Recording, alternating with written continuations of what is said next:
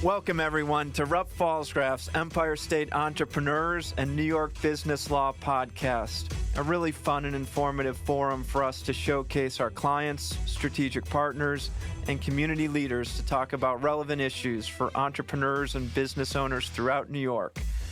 My name is David Falsgraph, and it's a real honor for me to be here today. On behalf of Rupp Falsgraph, we're a full-service law firm headquartered right here in Buffalo, in the Liberty Building, and I've been the managing partner the past few years, and really am excited to continue to do this podcast to try to bring some value to all of our listeners. And before we get to our special guest, I want to take a quick minute to just thank our hosts, Mike and Eric, and all of our friends at Incept for allowing us to have this podcast take place in this really cool studio that they've developed on Michigan Ave right in downtown Buffalo. And my firm has been using Incept for a number of projects over the years, and they're really doing a great job for us. So we love our partnership with Incept, and we so appreciate their hospitality.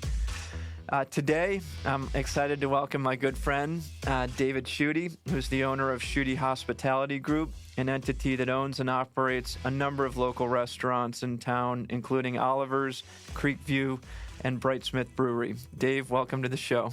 Thanks, David. Appreciate you having me. No problem at all. And there's a lot of topics I want to cover with you today, Dave, that I think would be relevant for our listeners. But before talking about some of your current restaurants and some exciting new plans that are in the works, I thought it might be helpful for you to talk a little bit about your journey. And I know it wasn't always in Buffalo, and though you were born and bred in Buffalo, your path has taken you outside of Buffalo, and I thought it might be helpful for us to hear a little bit about how that path moved forward, from college into New York and then back to Buffalo. So maybe you could take us a little bit backwards before we move forwards here. That sounds great. It's been quite a journey for sure, and I really got to say, I probably got my start in this crazy business when I was probably 10 years old. My parents used to take me out to dinner, and I used to eat everything from frog legs to escargot to lobster tails, and so I really had a broad palate back then. My parents divorced when I was like 10, so it was just myself. My siblings were out of the house, so I was cooking for myself and my mother, and really just enjoyed cooking. So needed a job. I went and became a dishwasher. To become a cook, you had to get your dishes done and then go jump on the line. So that started in high school, and then a good friend of mine, Nello Booty, who was the executive chef at Brookfield Country Club at the time, said, "You want to be a chef? You have to go to the Culinary Institute of America." So off I went after high school, and that led me to a little bit of a educational change because I thought I really needed a bachelor's degree. So I went to Cornell in the esteemed hotel school there and graduated from there, and then off to New York City. I went to a fellow Cornellian, Joe Baum, who was a legendary restaurateur in New York with Restaurant Associates, and he created Four Seasons, Windows on the World, a lot of the great theme restaurants in the city. And had the opportunity and great pleasure to work with him and his team on the Rainbow Room project when I was there. I really had a great journey early on. Good mentors guiding me in my education and my early years, and that really formed my background in hospitality. And with that, I decided to return back to my hometown. So. And we'll get to that in just a minute. But I'm curious, the Rainbow Room, New York City. You're in your 20s, you're mid to late 20s. You're working with Joe Baum. A legendary restaurateur. What were some of your impressions, or what do you remember as you think back? I'm sure you were working 18 hours a day and trying to work at one of the foremost restaurants in New York at the time. But what do you recall about what it was like day to day working for someone like Joe or working at an establishment like the Rainbow Room? Yeah, it was pretty intense, to be quite honest. I mean, we're in Manhattan, and it's the culinary leading town, I think, in the world with the Michelin restaurants it has. The commitment to quality and hospitality was where I really got my training from Joe and really being challenged. He would call me from his office. I'd see the 43rd floor calling, and I'd getting everything in my office. And he would challenge me on food cost and beverage cost and uniforms and everything. He called it merchandising the P&L statement, going down every line item and can we do better? And it really formed my my career early on. And I still use a lot of those learning moments today. How long were you in New York City or working at the Rainbow Room?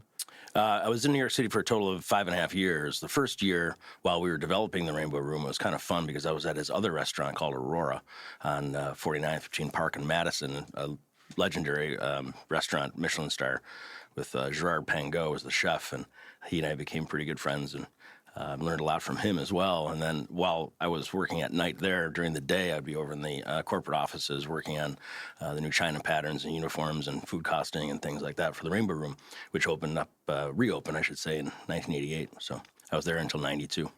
And was there a moment that there was a moment in time where you thought you could either continue along that career path in New York City and being an entrepreneur at heart, maybe you thought, should I think about launching my own operation in New York, or was there an inflection point where your Buffalo roots or your ties to this community were strong enough to say, I think if I'm going to do this, I'm going to do it back in my hometown as opposed to in the hustle and bustle of Manhattan?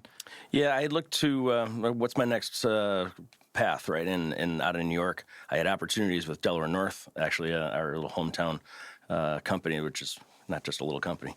And I had opportunities in Seattle and Boston for the new, they were reopening the garden there. And I really said to myself, you know what? I think I'd rather be back in my hometown, and didn't really have any direct path to owning my own restaurant at the time, but I had an opportunity with the DeVita family to come back and open up a new hotel out by UB called the University and Conference Center.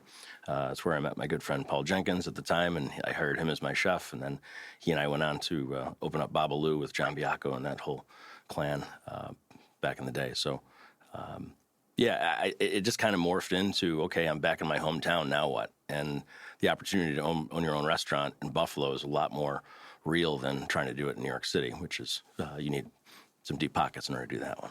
I had forgotten Babaloo until you just mentioned it, but that was just as I moved back to this community back in the mid-'90s, I remember Virginia Place being with Mothers and Babaloo, but just a great sort of alternative to, at the time, Allen Street, sort of pre-Chippewa, coming back to life. But what a neat sort of restaurant row with Coulter Bay and Mothers and Babaloo. And so walk me through that. It's the late 90s that you're, or mid-'90s? Early 90s, Early yeah. 90s It was that 92. You're coming back to town. Mm-hmm. You start with the DeVita family at the University Inn, which gives you a chance to transition here formally, but immediately you're thinking about other opportunities in the marketplace. And tell me about how Babaloo came together. It extended from leaving the University and Conference Center and joining John Biacco at Biac's, which is a legendary restaurant back in the day, and we started a catering company together called Biac's Catering.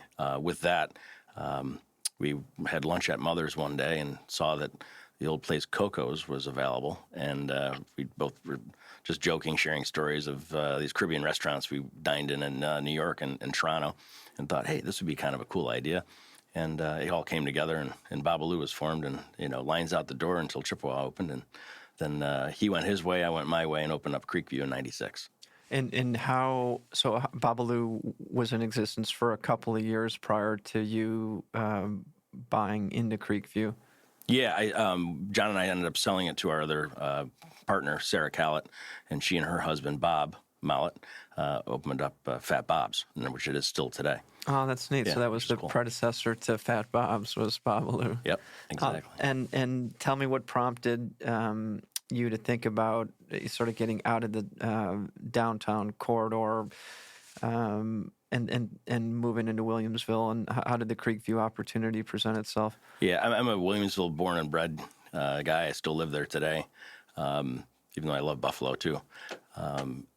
my father was good friends with legendary hockey player Freddie Stanfield, and Freddie loved the Creekview, and told my dad, about the same time I was exiting Babaloo and selling that it might be available. So I met with the owner at the time, and we struck a deal, and I gathered up my pennies and bought it. Who had previously owned Creekview? It was Janet Gallanter, and her husband had just passed maybe 4 years before I bought it. She was trying to run it herself, and just couldn't really handle it with her sister. And how long had Creekview been in that location? Wow. It's been a restaurant since the 1900s. It was a St. Charles Hotel, then became the Romans, was a little bar back in the 30s, Sportsman's Tavern up until 71, and then the Lombardo family bought it and made it Creekside. So from 71 to 81, it was Creekside, and then 81 until its present day, it's been Creekview. Some great history. Yeah, great really history in that location for sure. And so what do you remember about those early days when you bought Creekview and scrambled and scraped together, I'm sure, every resource you could to pull that off as sort of a young entrepreneur and a young restaurateur back in your hometown. But what was it like when you closed on that deal and started to own and operate Creekview?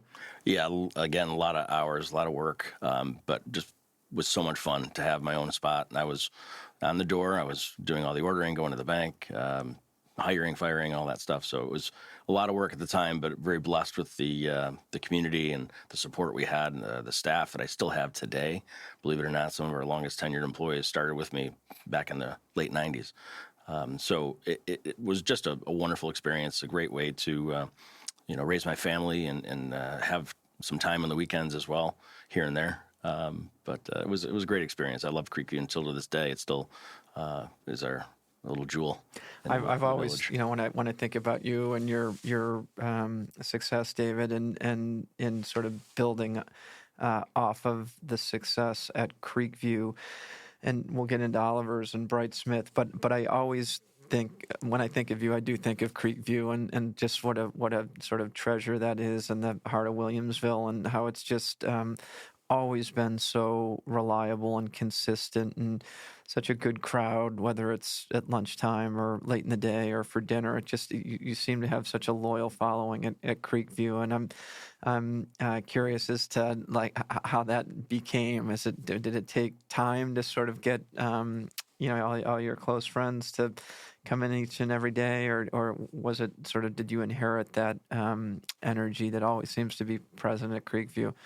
A little bit was inherited, but we grew it from the ground up, from hospitality principles, right, and treating people well. And it's really about my staff. They're the ones that do the hard work every day, and share my same vision and passion for the community. And with that, people have been loyal, and for lunch, dinner, 6 days a week now. We used to be 7 until COVID hit. We're truly blessed with the community and their support. Did you, when you started to build out Creekview and put your own signature touches on it, anything from your days or experiences in New York translate well, or was it sort of you had to leave behind that, the sort of Manhattan way of doing business, because we're a little bit more grounded here in this community, or were there touches that you were able to bring back from your experiences in New York and Manhattan that you thought played well in our community? Yeah, I think the experience I had in New York was the commitment to quality, and I knew Creekview needed to be what Creekview was to the community, and with that, it's the commitment to fresh ingredients. So we made our own burgers. We didn't buy them frozen. Make all of our own chicken stocks, veal stocks for our soups. We just wanted to make the best comfort food available, and not taking any shortcuts. And that's kind of what I drew from my experience in New York, is that commitment to quality and making sure that it's the best of the best. And we're still very, very competitive price wise, but we don't buy a lot of frozen products and things like that. So. And you could have been sort of focused on Creekview and remained sort of a single restaurant that you ran, David, but it seems like you had a fire in your belly that wouldn't subside, and you have continually looked at other opportunities in our community to build on your success at Creekview. And I'm curious, and I think our listeners would benefit from hearing what your mindset was as you began to consider other opportunities in the marketplace. I'm sure with the success at Creekview, a lot of restaurateurs would open a second location or come into the city or do one in Clarence or in Orchard Park. But you seem to protect the base always and make sure that Creekview remained at its with its great reputation and its high degree and level of service. But you weren't done yet, and I'm curious, prior to the Oliver's opportunity, were you presented with any other chances to either expand on the Creekview brand or to partner with other restaurateurs in town, and were those opportunities, difficult to say no to, or walk me through a little bit, building on the success that you had created at Creekview and what your mindset was like as you thought about other opportunities in the marketplace. Yeah, I think at the time, we're going back to 2012, I was kind of looking for my next venture and an opportunity. My kids were grown up and almost in high school or college, and I still had that fire in my belly from working in New York City and Napa Valley and the wine industry out there. And I was approached by a mentor and good friend, Henry Garino, to consider the purchase of Oliver's. And then that's when we went to down that road. Tell me how you first crossed paths with Henry. I think it was through Children's Hospital.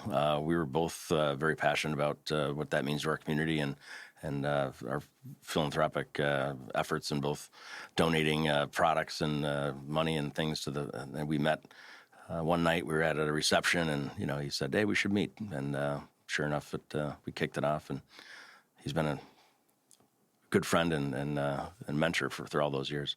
Tell me what you thought about Oliver's. Obviously, one of the it's a 4-star restaurant and recent winner of recognition as being Buffalo's top restaurant. But was that intimidating for you, David? You had the Manhattan experience, obviously, and some Napa Valley experience. You know what high-end dining is like, but your bread and butter, Creekview, comfort food, as you just said, and so what was that an intimidating conversation for you to have with Henry, or was it just logically sort of the next stage for you in your restaurant career? Yeah, I think Henry saw something beyond Creekview in me, knowing my past, my background, and who I've worked with before. And, for me, yeah, intimidating for sure, because Henry, was the 4th owner of Oliver's. I'm the 5th in all these years since 1936. So it's certainly intimidating to be able to, walking into his shoes and being able to carry on the traditions. But, he had the confidence in me, and he definitely led me down the path for a few years and guided me. And then I just took it from there, and I'm very proud to this day to be still the number 1 restaurant in Buffalo, and the favorite for a lot of people.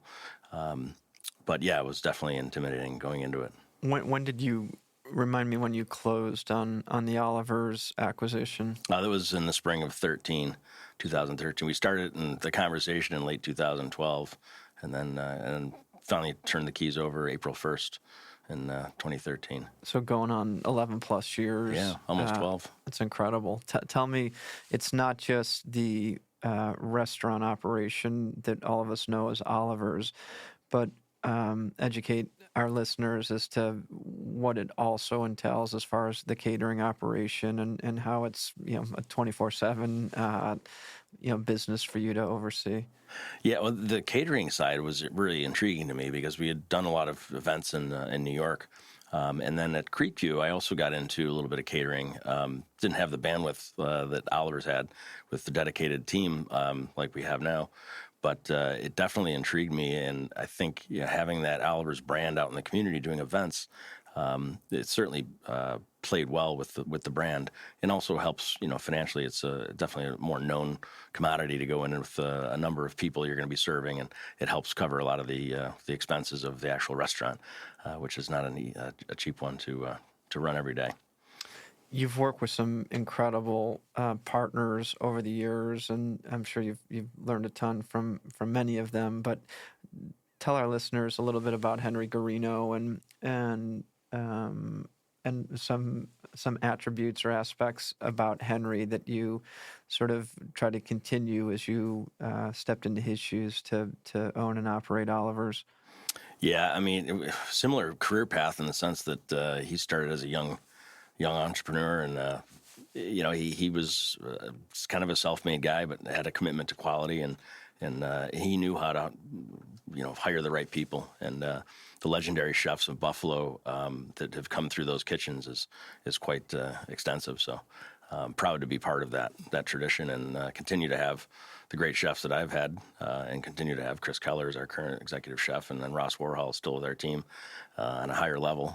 But he's a phenomenal talent. So it's a great run, and Henry he knew how to hire good people, and I've kind of taken a lot of those lessons with me along the way.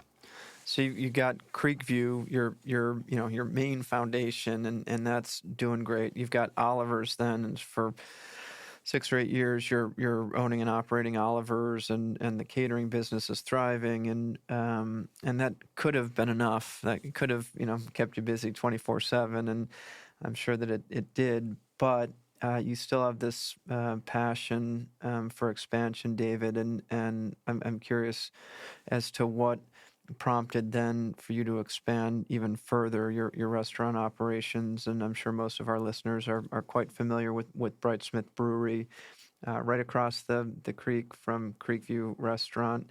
But how did that opportunity present itself, and how were you able to seize on it? Yeah, that's kind of a funny one. Obviously, I've been looking at that property across the creek for 20 some years, and Zvi Sharf is a good friend, owns the plastic surgery center, which it became back in the 70s. And he was trying to lease it as they expanded across the street. They're trying to lease it for about a year or two, law office or medical office, which it had become. And we were talking one day actually at Oliver's, and he said, might be open to some other ideas if you have any. And with that, I walked over and stood in the back and I'm like, wow, this would be a great beer garden. Well, if you have a beer garden, you got to have a brewery. You have a brewery, you got to have a brew pub. So I kind of went with him the idea, and he was excited about it. And we struck a lease, and it's been almost 5 years since we opened the doors. So it's been a huge success. Had you had prior experience with brew pubs or brewing beer? Oliver certainly wouldn't be focused necessarily on that. I'm sure there's a thriving beer sales at Creekview certainly, but any experience prior to launching into this Britesmith brewery? Not really any direct experience with owning a brewery or brewing beer. Just had a passion for drinking beer, for sure, like everything else. I'm kind of funny with both food and with like beer and wine. I love them all. I worked in a winery in Napa Valley at Freemark Abbey, and I worked in New York with some legendary growers and producers, and our wine list at Oliver's is second to none. So beer kind of was a natural hot topic a couple of years ago, and the commitment to doing craft beer locally was kind of a fun idea. And I had a friend of mine, Nate Root, who was in the brewing business. He worked for Great Lakes Brewing out of Cleveland. And I kind of presented the idea. I said, Nate, what do you think about a brewery in Williamsville? And he goes, well, you got me and I got the brewer. So Clay Keel is our consulting brewer. And now I have Devin, who he hired, and he's just a phenomenal guy.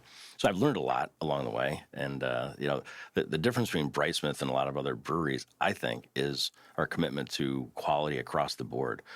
We didn't want to have just great craft beer, which we do. We have great wines by the glass, great cocktails, and great food. And I think that's kind of one of the reasons for our success is we have something for everybody, and including the beer geeks out there that love craft beer and high IPAs and different styles. I know when you were putting together a business plan for the original Britesmith, your vision was to make it unique in that sense, that there were some definite great successful local breweries that had developed a lot of traction and great reputation, and maybe even were having success with wide scale distribution.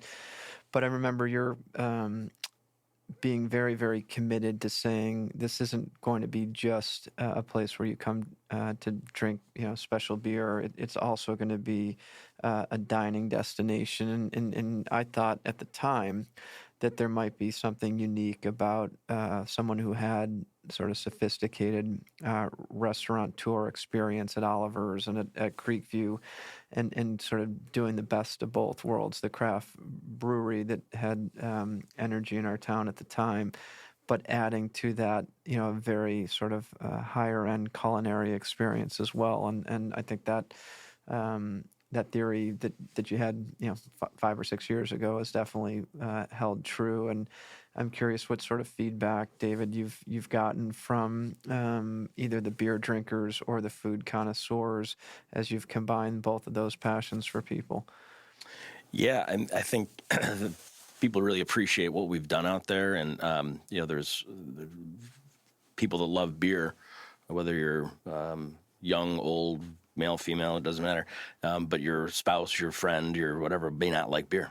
They can go there and get a great glass of wine, a great cocktail. Our brunch program on the weekends is really great and a great following. So I think people appreciate what we've done out there, and it certainly has been a great run so far, and can't wait to see what we do in the future with it. Let's talk a little bit about the future. I know there's some exciting developments that are a little bit hot off the press, so I'm not trying to steal any thunder here, but can you tell our listeners about some of your expansion plans for Britesmith that are in the works? So in Williamsville, the challenges of success have been great. There's still challenges. Event space, people would love to have big parties there, whether it's 50 or 100, cocktail parties, things like that. The other challenge was the brewing capacity. We have a 10-barrel system out there, which is a good size for most normal, breweries that aren't self-distributing. But that's been a challenge, and another location. So we weren't really actively looking, but this opportunity came about with a good friend, Bill Breezer, and his building downtown on Niagara Street. And formerly, it was Resurgence Brewing, which I just saw Jeff Ware the other day. So he's a good friend, and he's moved down to Chicago Street. They're doing great down there. And this opportunity to take over his old space has been great. It gives us the room to expand, different location, bring it to more of the downtown community. Event space, we can seat 150 people in our private event space, plus the beer garden outside, and we have another dining area for private event space, about 30 people off the brewery, which is going to be really neat. So it gives us that latitude to expand a little bit to the different parts of the community, and also then help support the Williamsville operation with more of a commissary kitchen and a larger brewing capacity, so we don't run out of Will's Pills and Billy Hayes, which everyone loves in the summer, which we often can't keep up with.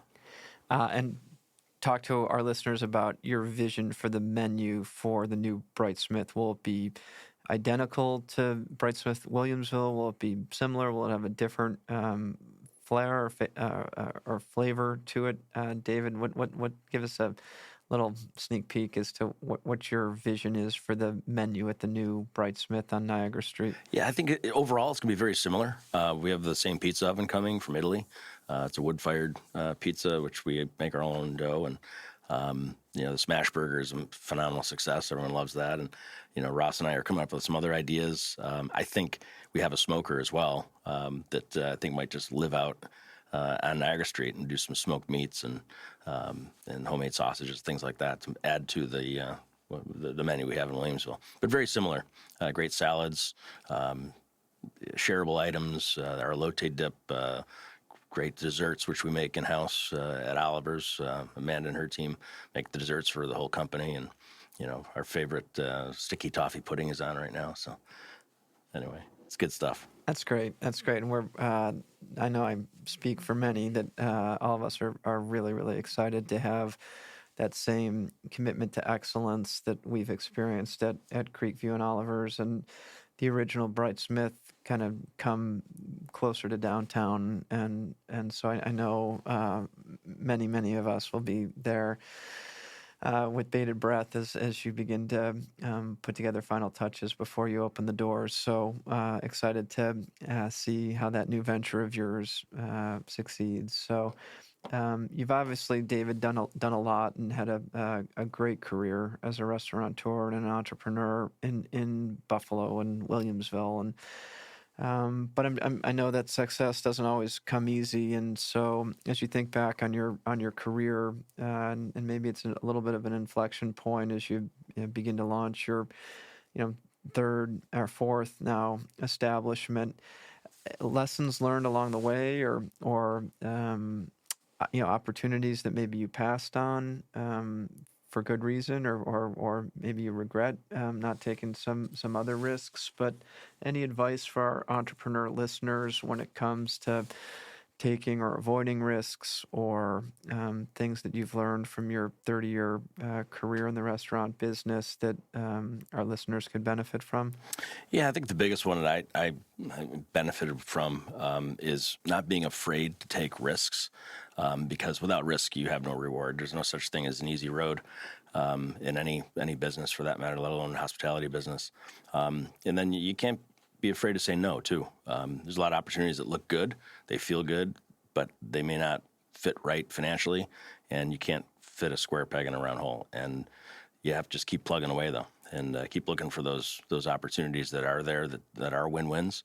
And, commitment to hard work and success is the key ingredients you need to succeed, for sure.